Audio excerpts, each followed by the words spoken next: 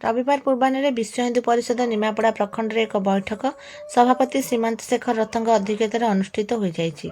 बैठक में राज्य सह संपादक उमाशंकर आचार्य केन्द्रीय बैठक में पारित होता प्रस्ताव विषय में आलोकपात करते। निमापड़ा ब्लॉक प्राय 12टी पंचायत शताधिक कार्यकर्ता जोग देते।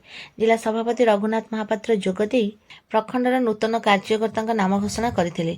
सेमानक मध्यरु उपसभापति भाव दुर्गा प्रसाद साहू, प्रोफेसर अनंतराम पंडा, सह संपादक भाव ज्योतिरंजन छोटराय, स्मृतिरंजन त्रिपाठी, कृष्णमोहन साहू, बजरंग दल सह संयोजक देवाशीष महांती, अभिषेक होता, गोरक्षा प्रमुख बालुकेश्वर महापात्र, सत्संग प्रमुख बटकृष्ण पंडा, सामाजिक समरसता प्रमुख तपन राउतराय, प्रचार प्रसार प्रमुख विश्वजित मिश्र, मातृशक्ति प्रमुख शुभश्री रथ, दुर्गा बाहिनी प्रमुख प्रियदर्शिनी पति, प्रोफेसर प्रभात मिश्र को उपदेष्टा भाव में घोषणा करा जायतिला।